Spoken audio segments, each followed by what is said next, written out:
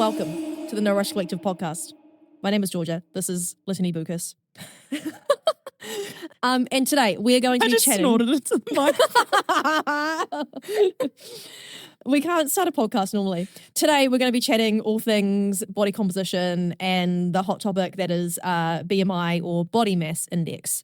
But first, as always, we're going to start off with one of the icebreaker questions. And top of my head, what is your most unexpected pet peeve?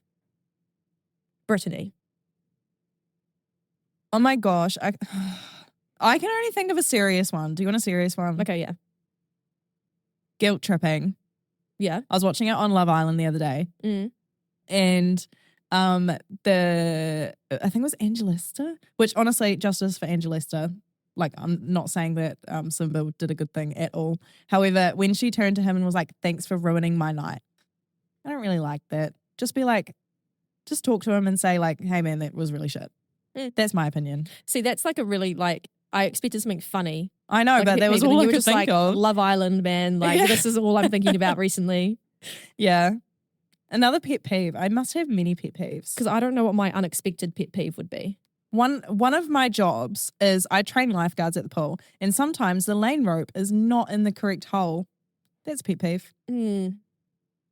There's holes for the lane ropes? Yeah, there's holes for the lane ropes because they're like evenly spaced. Otherwise, you just have like randomly. I thought they were just like lanes. tied to the dive boards. What? No, because you have to dive from them. Next topic. Anyway, what's your pet peeve, like Georgia? Very coolest all over again. My unexpected pet peeve, because I have a list on my phone of things that piss me off. And I think the most unexpected one from that list, one day we can get into the whole list, but the one that when people read it, they always like laugh or second guess. Oh, true. I should have referred to the get cancelled list. Number 17 on my get cancelled list is people who walk their dog with headphones in because that is rude. What if your dog wants to talk to you? Yeah. And it's a random pet peeve of mine because I can't do it with my dog because I'm like, what if I'm talking to him on the walk? Like, oh, he's talking to me. Like, we need to be able to hear each other. That's like, true. If I was on a walk with you, I wouldn't put my headphones in. No. So why would you put your headphones in with your dog? Exactly. So that's my unexpected pet peeve. But I don't like walk past someone and I go, oh, look at them with their headphones in walking their dog. I don't do that. Yeah. But no, that's fair. Do you know what else is on that list? Seagulls. That's a pet peeve of mine. I think, number 32 was seagulls. Buses. 17. Just got the whole thing memorized. It's another issue that I've got. Anyway, BMI, body mass index, body composition.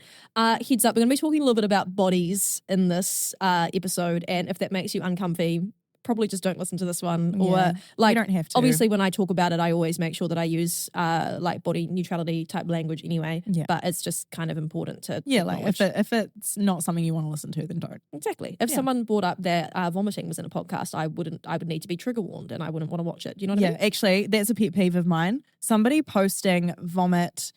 Oh my gosh. Okay. Posting vomit online and not giving a trigger warning, or putting vomit in movies. There is no need for that. You can like hint, you can do the like, oop, oop, and then they like run to the toilet. Sure. Who vomits like that? Oop, oop, and runs to the toilet. Man. Yeah. But like, you know what I mean? Like, you can insinuate that that's what's going on. Do not show me people vomiting. Yeah. Okay. That's a pet peeve. Okay. There you go. Moving on. Sorry. No, I can agree, but I just look the other way. Yeah. Okay.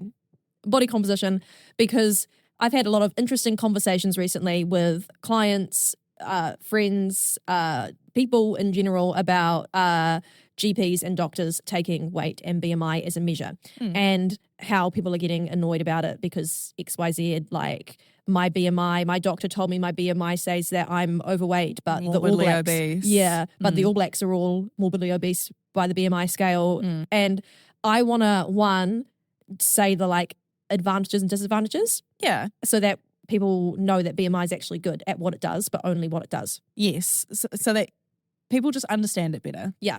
So the first thing, BMI is weight over height squared. So the only thing it takes into account is your weight and your height and nothing else, and like a mathematical equation. And it was based on, I believe, a group of white European men. Classic. Yeah, As all like research most is. studies. Yeah. So first of all, like anything, ethnicity, gender, gone out the window. Doesn't take into account that. And because we know that people are built differently based on those things. Yeah. It is amazing. It's really good at what it was designed to do, which is population level interpretation. So if we get the whole of New Zealand and we take a BMI from a whole bunch of people, we can generally tell what the health is of that population by what their BMI is. Yeah. Same as if we were to take any other country, that whole country, we can say a rough estimation of what their health is based on that, which is amazing because then we can get a good picture and a good idea of where. Yeah, it's cheap and easy. Yeah, it's really accessible compared to a lot of other measurements because there are other measurements that we can use too. But it's really bad at an individual-based approach. And at the moment, GPs tend to use it straight away like nothing else. This one time I went to the nurse at Student Health, and when I was in there, she immediately put me on the scales first thing. And I was like, I don't want to be put on the scales. And she goes, you have to do it because X, Y, Z. And I was like, it's not really relevant to what I'm doing right now. You don't need to know it for anything. But she had to put me on scales anyway. And I was like, okay, whatever. So put on the scales, got my weight taken. And then afterwards I explained to her, I was like, yes, I just don't like to look at my weight because I'm actually actively trying to gain weight right now because I'm underweight. And she was like, oh, your BMI says that you're perfect. You're in the middle of that perfect range. And I was like, I'm actively trying to gain weight. And then she interrupts me. Yeah. She goes, have you tried nuts? You don't like nuts. Facts. Like, I'm sorry, Beatrice. Nuts are my solution. Like, I get that she's recommending nuts. It's like a high calorie snack. Yeah. But I was like, when I eat nuts, I do that thing. Daniel's going to hate me for doing this in the microphone. But you know, when you eat something you don't like and you're like eating them and breathing them in your mouth at the same time. That's what I do when I eat nuts. It's not happening. Yeah. And it was I don't very, like nuts either. very out of touch advice. Yeah. And that's the only time I've had significantly out of touch advice at a medical appointment that's based on weight like that. Yeah, me too. I've got a great GP. Okay, good. Yeah. So you don't get any like weight measurements or anything like that? No, I don't remember the last time I was weighed. Yeah. Like, because it's not relevant. Yeah, but sometimes it is. Sometimes it it's not. is. And I mean, like BMI is great. Like if they're using it as like, you know, like, oh, maybe I should check to see whether or not I need to investigate further. You know? But then also you can generally tell what someone's BMI is just based on how they present. And there's like other ways to measure. Like what I've written down as my list is that it misses muscle mass and bone density. Like I want to know if I've got thick bones. Yeah. I want to know if I've got thick muscle. Maybe I just naturally weigh more regardless of whether or not I put on fat or muscle. Yep. Because my bones are weighty. Fat distribution, because of course body fat that's more around the internal organs is more dangerous than other body fat. A fat bum's actually okay. Yeah, thank God. Yeah, fat ass. Metabolic markers, blood test results, things like that. Ethnicity, gender, and more. So basically it doesn't take into account any of that. And my issue is not only using it at an individual, like, oh, you're morbidly obese because your BMI is this number, but also the fact that it makes people feel ashamed because the conversations that I've had, it's not like me and my GP had a laugh about this. It's my doctor said to me that I'm morbidly obese and then it's like silence. Yeah. And they're just like reflecting on that. It's like, is that actually a nice way for you to... a constructive thing to say? Yeah, like does it actually benefit your health in any way, shape or form? Or does it actually just make you feel like shit? Yeah. Yeah. I said leading to a barrier to treatment rather than a starting point for the conversation of health. I like that. I wanted to like say that right now. That's a great note. Thank you so much. Because I think that's what every single consult should be. It's a starting point or a check-in point for progression of health. Yeah. And if you're putting detriment with any to health professional, 100%. Yeah. And not all health professionals are like this either. No. Well, yeah. Most of them are quite good. Yeah.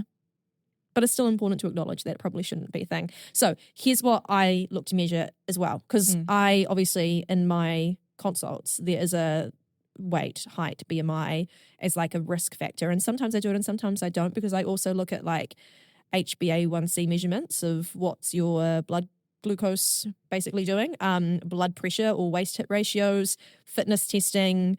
And whenever I come to the body composition section of the consult form, I will talk around it for a wee bit and then decide whether it's actually best for their goals based on what they say and what I say. And sometimes I skip that section completely because it's not always relevant and not everyone wants to have it done. Yeah, exactly. Like for some people, finding out information like that might actually do them more harm than good. Like for their mental well-being, not for their physical well-being, because doing those things might, you know, lead to better physical health eventually, but it's not going to lead to better physical health if it's going to impact their mental well-being first. Yeah. And I know that there are some people that'll be listening to this and be like, oh, but I get a 3D body scan. That's so much better. And yeah, like it does show you more of the picture, but it's still like a body composition analysis tool that should be used with a bunch of other factors to measure health and fitness and wellness. Yeah. Not just body composition analysis. Yes. I did a skin folds course recently, and it was like ISAC skin folds, which is the International Society of Anthropometry and Kinanthropometry. How cool does that sound? It sounds like I know what I'm talking about. Yeah. Yeah. And you take all these different skin fold sites on the body, and a lot of people are like, oh, it means you're like pinching my love handles, haha, or whatever. But it's actually like precision points based off of bone and where it falls and like palpating all these points in the body.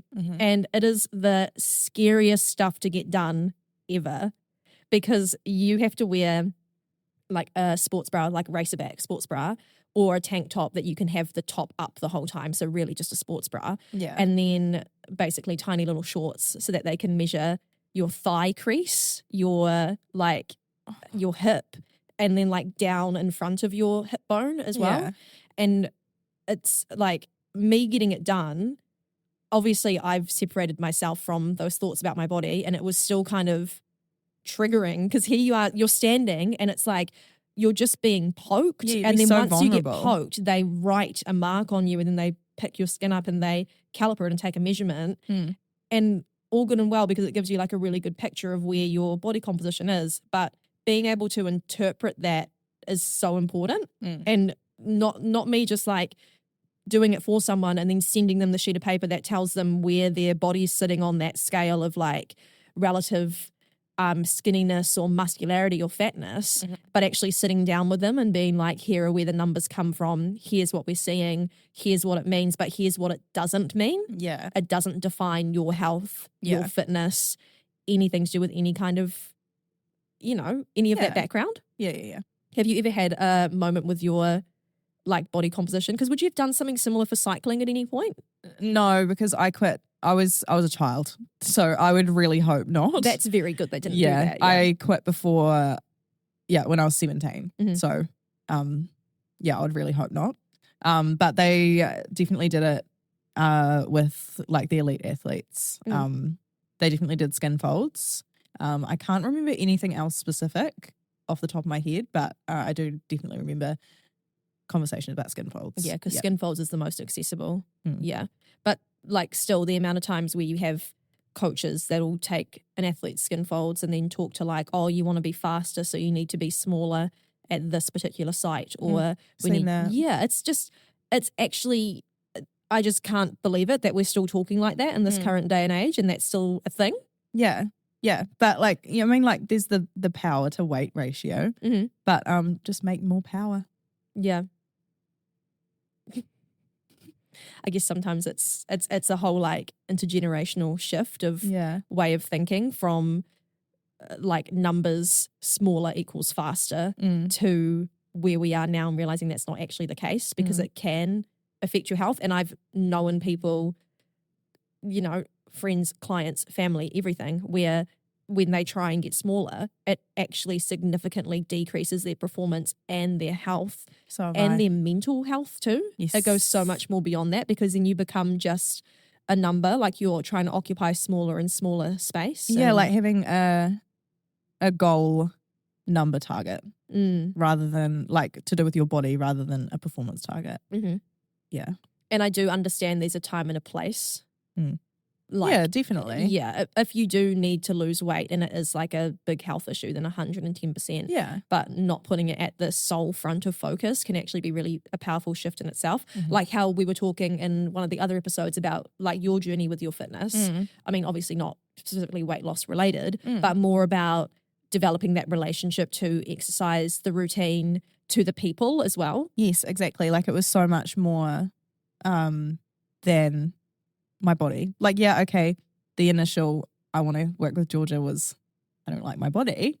But in the end, my body's got nothing to do with the reasons why I exercise. And that in It's the same itself thing. is super powerful because there are still a lot of people that exercise because they want to change their body. Exactly. And like I get it 100%. and I empathize with it. I've been there. And at the same time, in some situations, sure. But like there are many, many other reasons, many other great reasons why you should be looking after your health.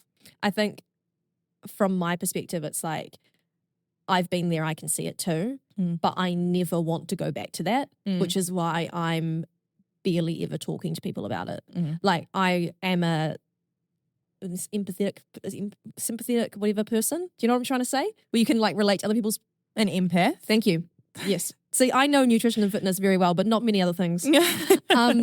So I'm one of those people and I can always understand where someone's coming from. Yeah. When they talk about that kind of stuff, but Yeah, being me able too. being able to distance yourself from it, I think is the most powerful shift, because then what happens if you do eventually make that weight? Is it then I'm going to keep going and I'm going to go harder to be a smaller and smaller weight, because the weight isn't what actually makes you happy in the first place? No, exactly. Like you can be the smallest version of yourself and still be the happiest version of yourself, unhappiest version. I don't see why we've made small equals happy, big equals sad.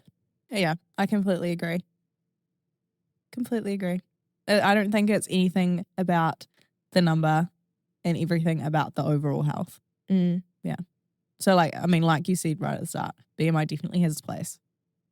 But is necessarily knowing your BMI actually improving your health? And I get really, really shitty at people that say, oh, BMI is not good, and just like crap on it. I'm like, no, it's really good at what it does. Population level. Yeah. Just don't put it to you as an individual. And it's literally the cheapest and easiest thing on the market. A calculation. Yeah.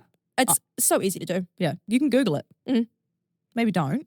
When I was 15, I went with my grandma to the pharmacy, and my grandma she was going on one of the like BIA machines where you grab the handles and that puts the electrical current through and then gives like your body fat and and your BMI number. And she's like, me and my doctor are working to get this BMI number, which was good for her health at the time and everything. And it printed off a receipt and gave it to her, which, you know, I was like, oh, cool. And she goes, do you want to turn? And I was like, heck yeah, get me up on that thing. I want to turn. And I stood up and I grabbed the handles and it popped out. And knowing that when I was that age, I was probably significantly underweight. Yeah, I was going to say, I don't know if this is something 15-year-old Georgia should have done. 15-year-old Georgia should not have done that. Because 15-year-old Georgia pretty much only ate Marmite on toast, hot chips, baked beans and fruit. Full stop. Different story again. But I was underweight. And that number that came out was... It literally said, I can't remember the exact number, but it would have been like 23 or whatever. And it said, you are perfect. And I was like, Grandma, I'm perfect. Yeah, I am perfect. And she was like, yeah, you are perfect. You're the Which you perfect are. size. I am. But my perfectionism is not because of my body size. No. It's because I am just fucking awesome. Yes. It's just because you're perfect. Yeah. And I can be perfect at a small or a big body size. Exactly. Crazy that. Having to explain that to Grandma was like a whole shift. So other ways of measuring body composition are available that aren't just BMI, and you should probably have a professional sit next to you, and not a professional as in a GP. They are a professional, but in that area, maybe not so much. Maybe someone that's actually qualified to give body composition analysis, which is an anthropometrist, believe it or not. Crazy that. But anyway, someone who can talk to you, the advantages, the disadvantages, where it should be used, where it shouldn't be used, population level statistics, and that's it. Yeah. And also to help you separate yourself from a number, because we are not spreadsheets and we are not numbers that can be calculated or defined as that. It's not black and white. So do you actually need to know your body composition? And is it beneficial for you to know or harmful for you to know? Yeah. I don't think I need to know mine. There you go. Don't be get past the honest. first question. Yeah. I really don't think I need to know mine. Mm. I know that I, you know, look after myself. And I know that I've got goals related to my performance. And that's it. That's it. That's good. Hmm. When I had my skin folds done, I mean, I was doing it so that I could then get someone else that I could do it on someone else and I would then know their experience. I've had it done a million times on myself now.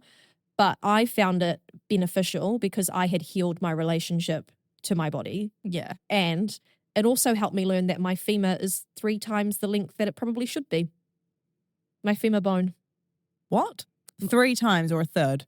It's like 3. It's like a ridiculous amount of deviations above the mean. It's insane. Because I was like, 3 times your femur would be like no, this big. I'll show you the spreadsheet after this. Okay. It's literally like, if you look at my numbers, everything is like, oh yeah, like bone length proportions are kind of in check. Yeah. Femur length, out the gate. Ridiculous. I was actually used as the demonstration because the lecturer who was taking everyone through, was Sarah Richardson. Yeah. She was like chatting about femur length and how bone lengths differ on people, and she goes, actually, Georgia, come on up here. I was like, oh my God. And she got me to stand in front of everyone on these little shorts that we were doing all the anthropometry on. And she goes, can you see where the bottom of Georgia's femur bone is, everyone? They were like, yeah. Now, Georgia, stand up. And I stood up and they all went, oh my God. There's a and long she's like, femur. that isn't even the top of her femur bone. Let's go all the way up. And she was like pulling my shorts up, going up my hip, like finding the top of my femur bone. And they were like, oh my God. You do have long legs. Yeah, I'm just 90% femur and nothing else. Yeah. Like shin length. Somebody Photoshop Georgia to be 90% thigh, please. Daniel's going to do that right now. Yeah, Daniel's like, I'm taking notes. So if you're listening to the podcast, you need to go and watch it so that you can see the editing. Yeah. Another self-reflection question. I said, are you looking at that number from a place of self-love or a place of self-hate? Because if it's from self-hate, probably don't look at it. Yeah. To the point of like, That's I'm not tracking my helpful. weight to lose weight, all good. But is tracking your weight today going to make you look at that number with hatred if it's not the number you're after? Because then you probably shouldn't check. Because you don't need to know all the time. And then my little asterisk note is don't shit on BMI. It's great at a population level, but not as an individual analysis tool. Yeah. Thank you. Yeah. Another thank you to our amazing sponsors for setting up this space. Again, be completely lost without them. I just rock up and yap. Yeah. Walsh and Beck, Alex and Daniel specifically. You guys, The best. amazing. Because, we this is really not our forte. No. As I said, I only know nutrition and fitness. Yeah. That is all. Don't ask me anything else. I know quite a lot of things, but this isn't one of them. I'm quite intelligent, but not about this stuff. Yeah. Thank you guys so much for listening, and we will chat to you next time. Thank you. Goodbye. Goodbye.